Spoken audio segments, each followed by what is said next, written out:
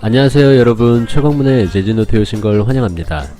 저희 재즈노트에서 지금까지 유명한 거장 뮤지션들도 많이 다뤘지만 우리나라에 잘 알려지지 않은 뮤지션들도 많았죠.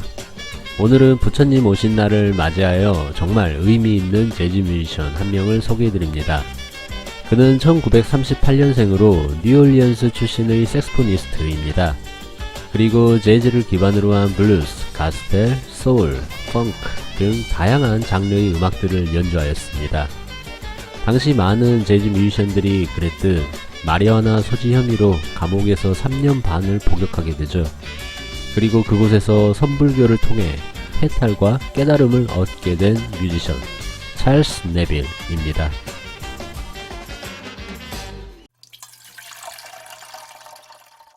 그는 비밥을 사랑하는 불교 신자로 악명 높은 루지아나주 교도소에서 많은 수련을 했습니다. 강한 형이상학적 성향을 가진 지식인이었으며 불교를 통해 자신을 성찰하고 창조적인 예술가로 변신하게 되었죠. 그의 가족들은 모두 음악가였습니다. 찰스 네빌의 사형제들 모두 음악을 하였으며 자신의 음악에 동양의 영적인 지식을 추구하기로 잘 알려져 있기도 하죠. 그는 그중 둘째였고 1976년 형제들은 함께 뉴올리언스의 유산이라 일컫는 The Neville Brothers 그룹을 결성. 1990년에 옐로우 문 음반의 힐링 찬트는 그래미 베스트 팝 기악 연주상을 수상하고 많은 인기를 누렸습니다.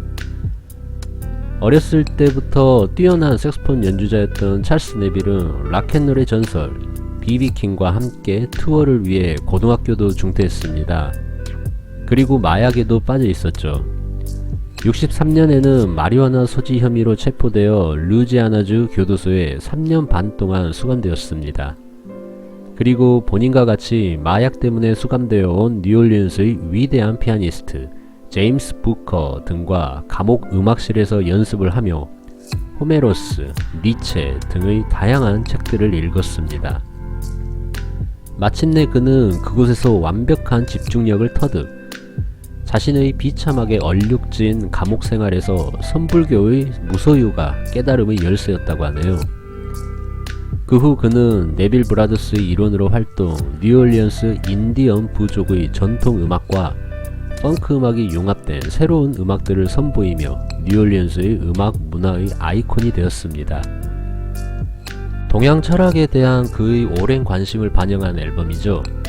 2008년도에 발매된 Safe in Buddha's Palm입니다. 앨범의 자켓 커버부터가 범상치 않은데요. 먼저 빨간 바탕에 한자로 장불제안이라 적혀 있습니다. 아무리 보듬거려봐야 결국 부처님 손바닥 아니라는 느낌이 주는 편안함을 이 앨범에서 느낄 수 있는데요. 우리에게 익숙한 재즈 스탠다드 넘버들이 다수 포함되어 있으며 진정으로 힐링이 되는 곡은 바로 앨범과 동명의 곡인 Safe in Buddha's Palm입니다. 음악을 들을 수 있는 링크를 아래 설명란에 적어놓도록 하겠습니다. 찰스 네빌은 2018년 79세의 나이로 세상을 떠났습니다. 뉴올리언스에 기반을 둔 네빌 브라더스가 널리 찬사를 받을 때 그의 음악은 많은 사람들에게 감동을 주었습니다. 버락 오바마 전 대통령은 개인 서한을 통해 그의 음악의 감사와 가족들에게 애도를 표하기도 했죠. 찰스 네빌의 환한 미소는 영원히 지워지지 않을 만큼 영구적이었고 명랑하게 살았으며 그의 음악은 쓴맛을 전혀 모르는 듯한 온화함이 깃들어 있습니다. 지금까지 시청해주셔서 고맙습니다. 구독도 한 번씩 부탁드리면서 다음 이 시간에 유익한 뮤지션 및 앨범 이야기로 다시 돌아오겠습니다. 감사합니다.